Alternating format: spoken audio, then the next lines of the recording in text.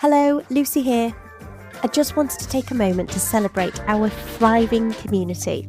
I cannot believe I'm saying this, but we have over 1,000 listeners, racking up nearly 3,000 views on YouTube and are closing in on 2,000 downloads, all in just 9 months. I mean, that's no small feat, and that's down to you. Thank you for your amazing support. You know, it's lovely to hear about all the connections and collaborations that are blossoming among you, our listeners, and the guests. If you love the show, then please do consider leaving a review. Your feedback not only boosts the show in the charts, but it also helps new listeners find the wilderness. So, share the episodes with your friends and family. And remember to subscribe to the Wilderness of Creativity podcast. Stay wild. Do you want to tell our listeners a little bit about what you do and who you are? So I'm Nancy Pinkerton, and I'm a mixed media artist, and I create photographs that are based on history, culture and tourism, and I'm particularly interested in Scottish history because I'm from Canada originally, and I moved to Scotland coming up to 19 years ago, and I've really enjoyed learning about the culture, the history, all things about this country that I live. And my husband's Scottish. He's a tour guide as well, and he's really interested in history. So a few years ago, I found this deck of cards we had for the Scottish. It had the Scottish monarchs on it, and I was planning to use them to take a photograph, just to practice a new technique. And when I saw that, I thought I need to do something incredible with this and tell the story. And I found as well, being in Scotland, what I've kind of learned is that, you know, a lot of people know about Scotland from an English perspective and not from a Scottish perspective. They only really know about Scotland when it's had a conflict with England, or there's like a connection to England.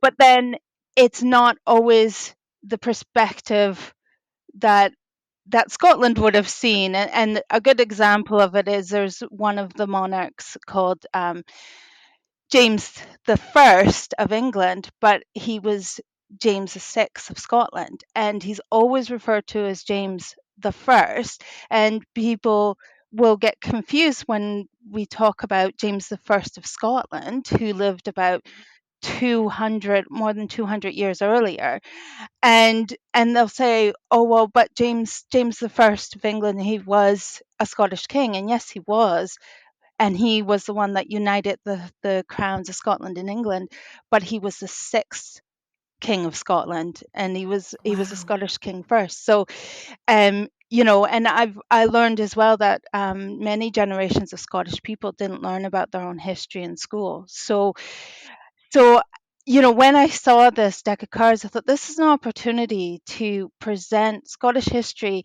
in a way that is engaging to people and inspires them to learn a little bit more, because it's overlooked a bit, the Scottish history, and it's so interesting and it's so intriguing. I absolutely love history, but when I was at school, I'm going to be honest, it was dry. It was very dry. And, those dates and those names just didn't really stick with me. But as you say, it's the way that it's presented. So talk to me a little bit about how you created this beautiful collection, this series of the Scotland's Checkered Throne. They're all images that tell stories about the Scottish monarchs. So there's 15 images, 15 different stories, but together they tell the story of the succession of the Scottish throne as well. And I was like I said, inspired by this deck of cards. So I wanted to make it like a game, and I thought of like the sort of political games that are played. So I set it on a chessboard, and I've used the chess pieces and arranged them to tell the stories. And then I've also used still life objects that I've collected. Sometimes I've even made the objects to put in. So if I couldn't find what I wanted, then I would make or adapt something to create the image. And I was using the special effects technique, which is called levitation photography.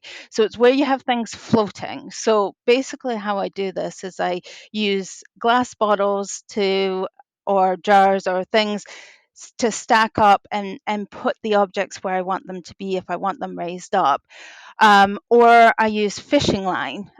So fishing line is great because it's so easy to get rid of afterwards. But it you can't put the heavier things on it, and things move as well as I found, and sometimes it could be quite tricky on the fishing line. So sometimes yeah, sometimes I had to like put it on glass bottles and things like that. So I would then set it all up, take the photograph, and once I got what I wanted in that image, I would take out all the supports, all the things I had floating with the fishing line, and then take another shot of the background just without any of those things in it. And then afterwards, when I'm editing the photos in Photoshop, I put them into what's called layers. So you have one photo on top of the other, and then you do a layer mask. So it's something you add to your top layer, and then you take a brush and you just paint out what you don't want to be seen. So I would paint out all the fishing lines, all the glass bottles, and things like that.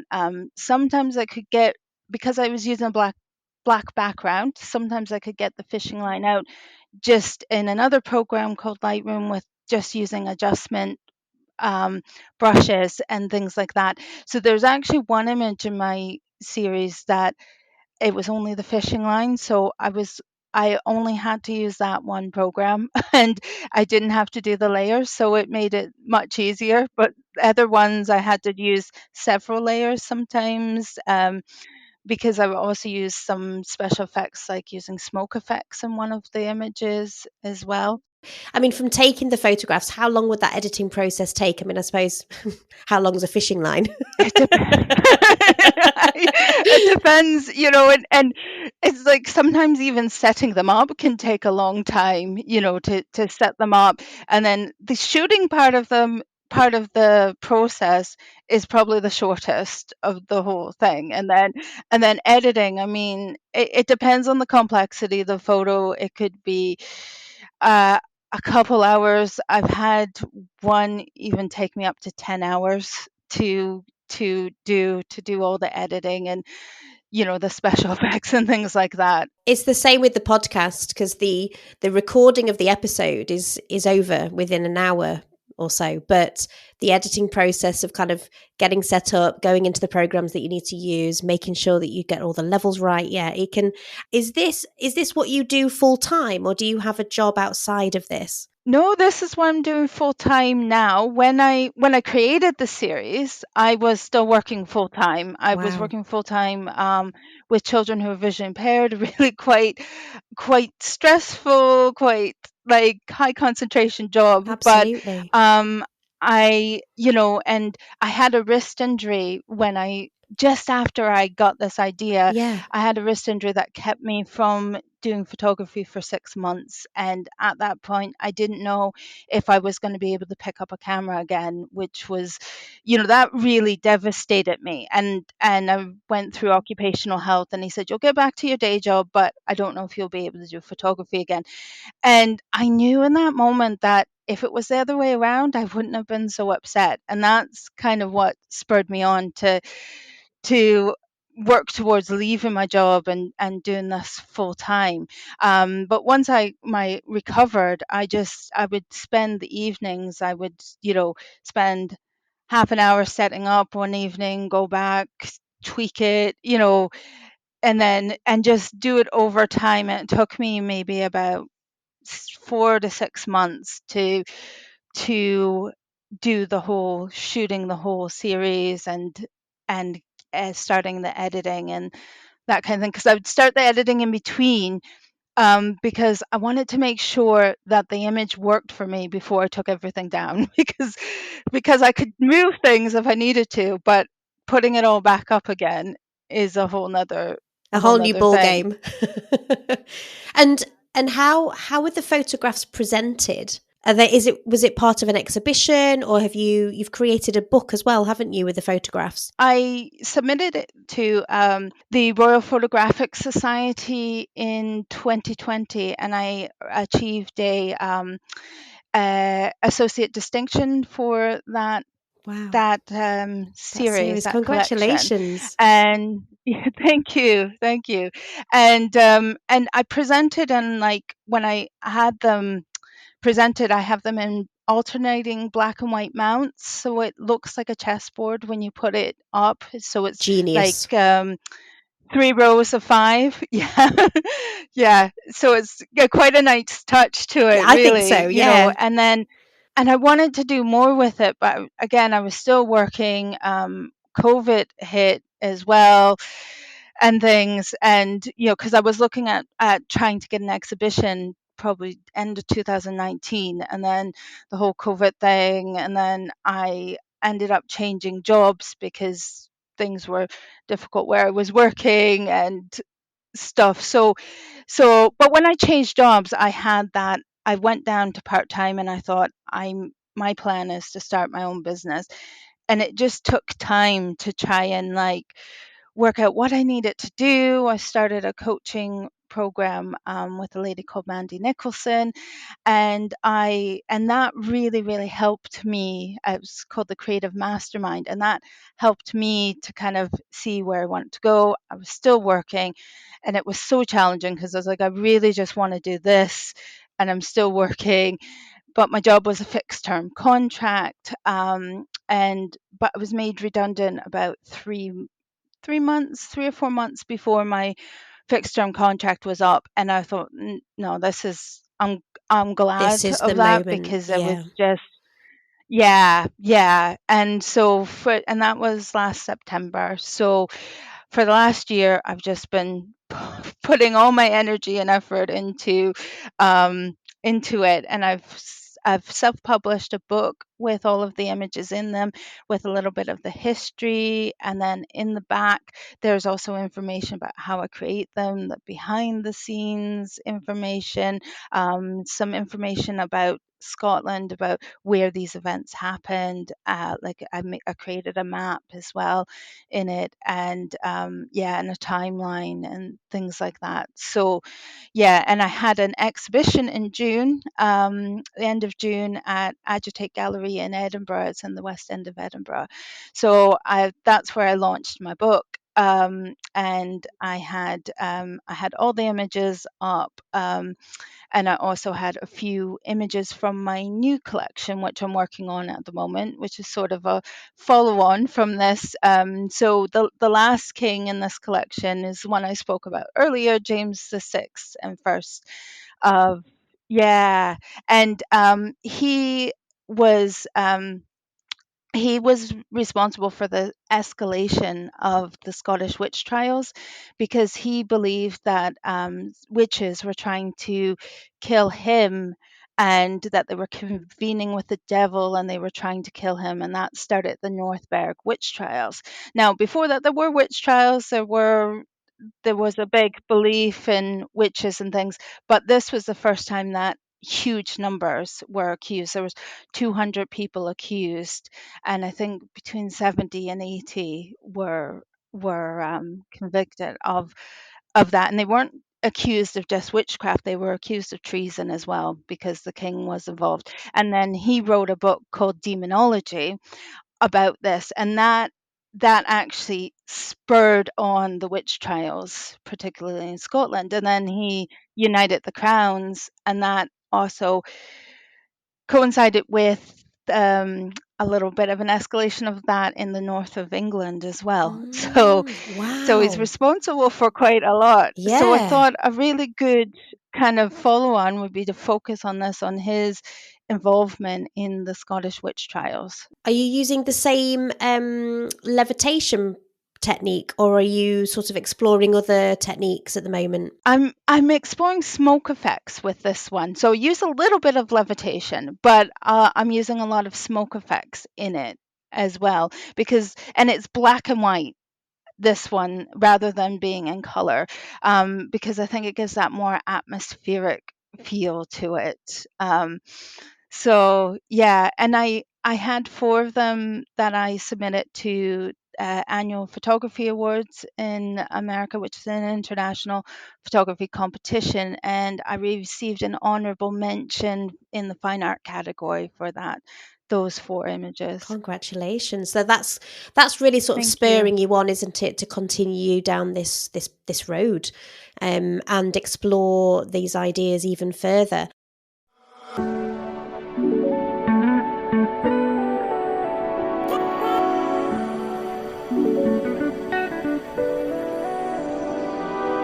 What are your favourite historical moments in the Scottish history? One of the ones that I didn't know anything about before I started researching it, and I find it really fascinating. And it's it kind of like there's more than one monarch involved in this, because it kind of like, so the event was that Alexander the Third died. He fell off his horse, and he died without an heir to the throne. And that sent Scotland into turmoil, and it led to the Wars of Independence. But he did have a granddaughter. And so she was 3 years old at the time, and she was in Norway. Her father was the King of Norway, and she was called Margaret, the Maid of Norway. So when she became the heir apparent, or heir presumptive, and she was sent to Scotland on a boat when she was 7 years old to go to Edinburgh to meet with the King of England, Edward the First at the time, and they were going to negotiate a potential marriage between her and the son, and Edward the First's son. Marriages were really, like, especially for monarchs, having a good political marriage was really, really important. And many monarchs were marriage arrangements were discussed when they were really young. Like Mary Queen of Scots, she was only an infant when they started discussing marriage arrangements for Wow. her. And I mean, she was already queen by that point, because she became queen at 6 days old. But she ended up going to France to get married. But yeah, so those I kind of didn't know that. things, What, she became the queen happened in at those. 6 months old? 6 days old? Her father was very ill. He was on his deathbed when she was born. And he actually is quoted to have said, it came with a lass, it will go with a lass, when he heard about the birth of his daughter. And that, people think that's because what he was referring to was the Royal Stuart uh, lineage, because that started with Marjorie Bruce, and it was her son who became the first Stuart king. And normally the marriage lineage would follow the husband's Yeah. line. So if whoever Mary married, their child would be of that royal family rather than the Stuart family. But that didn't happen, actually, because she married another Stuart. She married her half first cousin, and who was a Stuart. But interestingly, she was related to him on the Stuart line, but really, really far back, really, really far back. But it was, no, her grandmother was Margaret Tudor, and so was her husband's grandmother, but from her second marriage. You've got such a wealth of knowledge. I mean, your husband and you must have such amazing conversations. Are you kind of like fact checking each other over dinner? Actually, no, that didn't happen, love. And Yeah, I know. I always feel like he knows more than me, but he's like, you know a lot, Nancy. And he says you're still learning, and then he's like, it's taken him a long time to learn what he's learned, through photography, through creativity, it's telling these stories and it's engaging the audience, so that, and in an accessible way.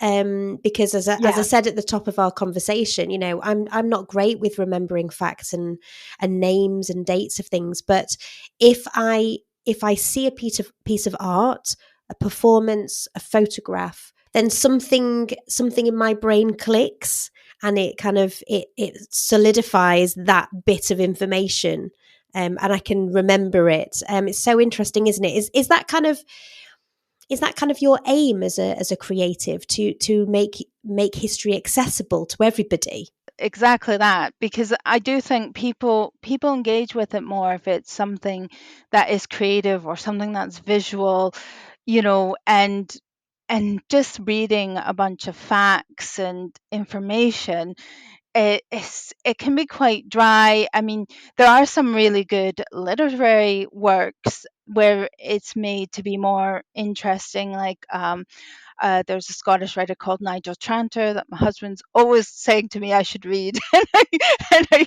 haven't read a lot of, but he does that, and like I did start to read one of his books, and like the first bit, I was like, oh, this reminds me of what, like he was just talking about how he trying to make it come to life and more accessible, and that kind of thing. And I was like, that's what I'm trying to do in a different way.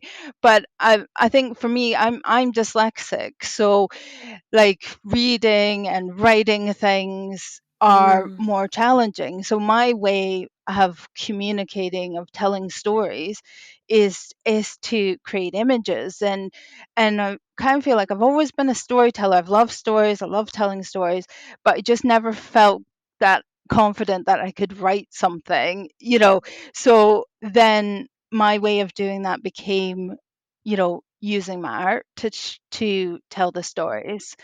It's funny that you say now that you didn't have that confidence in writing, but you've just contributed a chapter to Mandy Nicholson's book Beyond the Ordinary, haven't you? Do you want to talk about how that came about and what that process has sort of given you Yeah. and you've learned from? Yeah, so like I said, I did Mandy Nicholson's Creative Mastermind. So when she decided to do this book and open it up for a chapter, I thought, okay, this is a good opportunity to kind of tell my story. And Mandy's been saying to me, you need to tell more about yourself and share, these kind of things. So I thought I would tell the story about coming from Canada, moving to Scotland, and what that's, you know all that kind of journey, and how that's kind of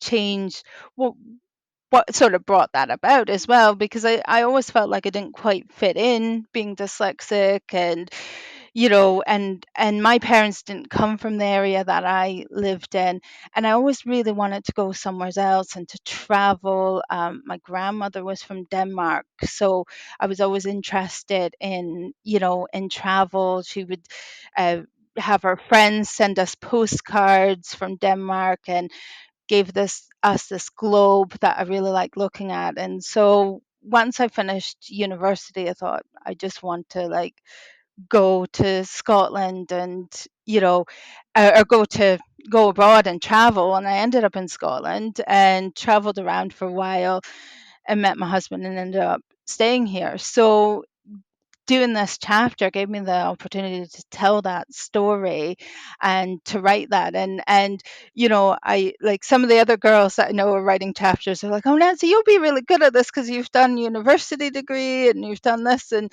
I've written essays and stuff like that. And I was like, oh, I was like, I don't even know where to start because of just being like, Mandy had said, oh, kind of maybe plot it out, come up with a plot. And I was like, I can't even think like that. So then I thought, what I'm going to do is just sit down and just start writing and see what comes out. And and then I thought, actually, okay, this makes sense, and I'll lead to this and lead to that, and then it just kind of developed from there. So, in telling stories through your photography about historical moments, that comes quite easily to you, but it's interesting to peel back the layers of your own story, I think. And because there's a vulnerability there, isn't there? Yeah, there definitely is, and it's kind of trying to choose what you want to tell, as well, and what you feel comfortable telling, and I there's some things that I just didn't feel comfortable telling, so it was just trying to find the right story, and as I said, it just kind of started to come together and take shape and make sense to me, When you're lining up those objects and when you are sort of trying the levitation technique and you're bringing it all together, I suppose it is a process of deciding what part of that story you want the person looking at that photograph to see. So it's quite interesting, isn't it, to see that correlation. Yeah, and for that, like, it took a lot of time to research and then plan out, like, choose what story in the first place I wanted to tell, and then plan out how I was going to tell it, what objects I was going to use. And there's one of the images is it's actually, I always say it was the most challenging image of the whole collection, and it's my favorite. It's probably not the one that people would think was the most challenging when they look at it, or really maybe choose themselves, but it's the story of Robert III. And he he was ill. He'd been kicked in the head by a horse, and he probably had brain damage, and he wasn't very well when he became king. And he soon after he became king, a regent was appointed, and it was his brother. So he really, as a king, was pretty much absent. He wasn't Mm. there. And I was trying to find a story to tell about his reign. And I was like, there's nothing there. There's nothing to tell. And I was racking my brain for months. And then all of a sudden, I was like, well, that's the story. The story is he wasn't there. He was an absentee king. So how do I tell that? And then I came up with the idea of putting a mirror up and having a card, instead of having the card facing forward, having it reflected in the mirror, and then setting up the chessboard with an empty throne, and there's no king piece in it. It's the only one that doesn't have a king piece, and the card isn't actually on in the image. It's just a reflection of the card. Fabulous. And then trying to actually shoot that was so difficult, because I had the mirror hanging on a fishing line, and I had the card placed off screen, and I would place the card. I have to wait for the mirror to stop moving to see if it was reflected. Then it wasn't. Then I'd have to move it. Then everything would move again. And it took ages. It was the most difficult, the absolutely most difficult one. But it's very simplistic in its, and I love how the light reflects on all the chess pieces, and I just think it's a stunning, very simplistic image. But it was very challenging. And also how I set the chessboard up for that, I was inspired by a visit to Linlithgow Palace, and one of the young guides was there, and she was showing her family around, and she was saying that there was like this kind of checkered board pattern on in the stones on the floor, and she was saying that the subjects would stand on alternate squares and wait to be called forward to give their request to the king. So I thought I will do that with my chess pieces and have them all set up on alternate Oh, squares, that's waiting brilliant. to give the request to their king, who's not there. You work with different clients as well, don't you? You work with hotels and you do exhibitions and things like that. There's lots of different aspects to your business, isn't there? Yeah, yeah. So I've opened up to sell my collection to hotels who want to have that in their premises, because I think it's a great talking point, and I'm also starting to sell wholesale. So I'm getting things ready to send out to tourist shops, and like places like Historic Scotland, things like that, to sell, see if they want to sell in their gift shops, because I think those are the places where my audience would be to find my work, And I'm also looking at starting courses to help people learn photography techniques, maybe some basic techniques, but also some of the special effects stuff that I do. It's very specialized, the kind of things that I do. Because your degree was in fine art, wasn't it? Yeah, that was in Canada. So it was at Mount Allison University in Canada, which is the smallest university in Canada. It's on the East Coast. It was about half an hour from where I grew up. And it has the oldest fine art program in Canada. And it's the smallest one as well. So I went there to study. I before I went to university, would do painting and mixed media collage, drawing. I I went to kind of learn more about that. I knew I was going to be introduced to other things like sculpture, printmaking, photography. I thought I would love sculpture, and I didn't think I'd be interested in photography. Turned out to be the absolute opposite. I hated sculpture, which was not my thing.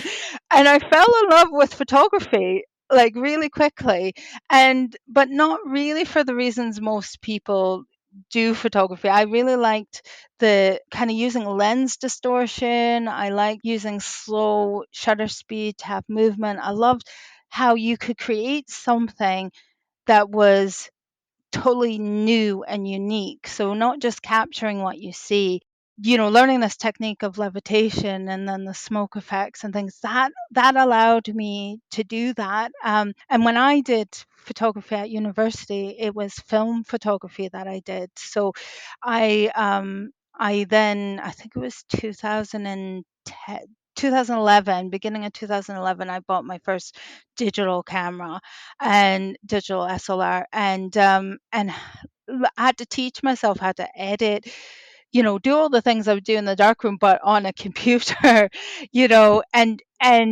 I was very much a very purist photographer before I started doing the work I do.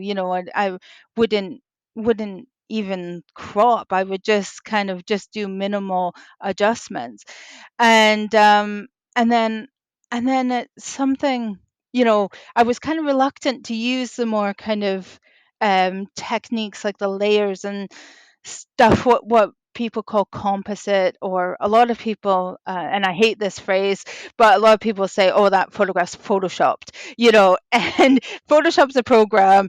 You could do lots of different things with it, but I think people think, oh, it's manipulated, it's changed, and it took me a while to kind of come around to that. But actually, I think, for me, for creativity wise, it's really helped, because I feel like I can combine my knowledge of drawing and painting as well, because even just taking the layers out, it feels very painterly. And then I'm also creating the objects that I'm putting into it.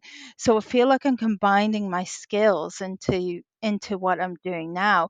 And a lot of the images that you see that you think are straight photographs are probably, some of them might be as kind of manipulated as mine, or maybe even more so, because people do use lots of different layers. They sometimes take things out, you know even before digital photography, there was film photographs.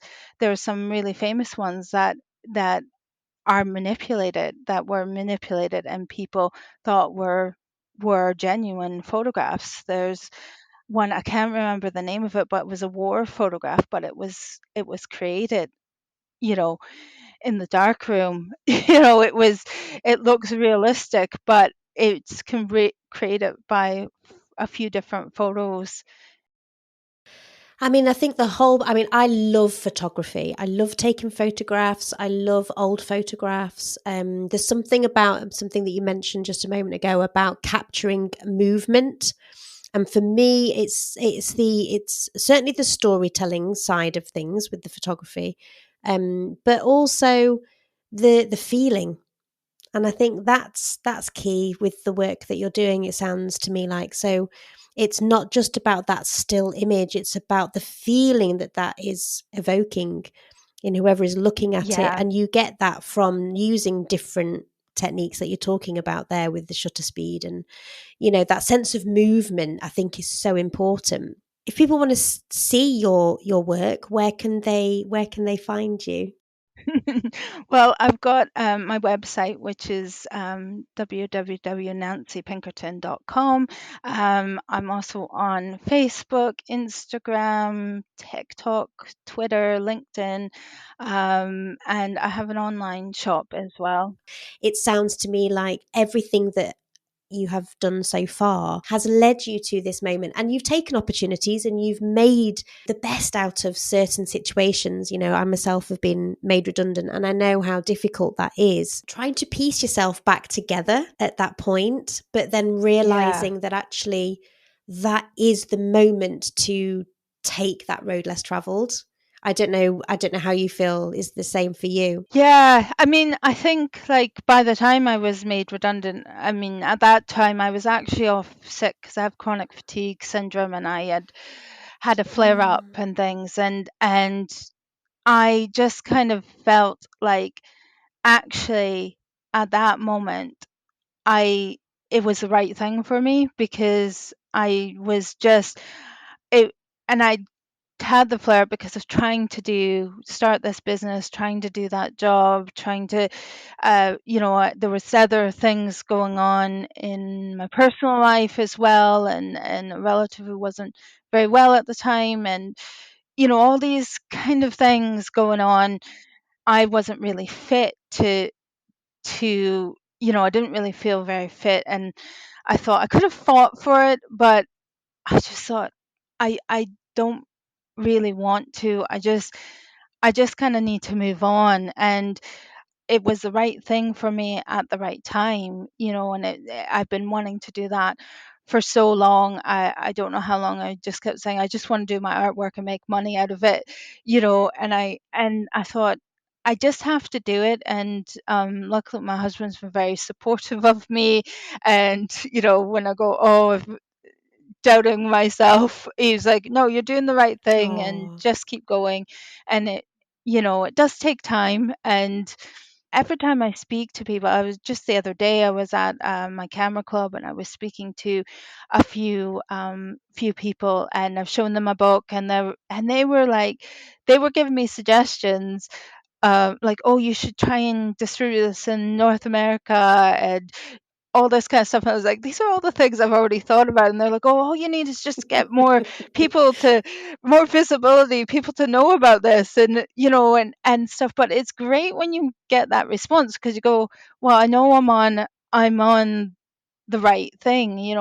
I have applied to do a conference next year about King James the Sixth and First for my new series, and I'm wanting to do some workshops and things like that. But my big dream really is to get a new property where I can have a dedicated studio space, because at the moment I am in a small flat, and my kitchen and lounge is one room, 11 feet by 11 feet, and I use my space very wisely. I set up in my living room, and do that kind of thing. I do have, with my camera club, there's a studio space I can use for some things as well. But it's I really want a dedicated space, and I want people to recognize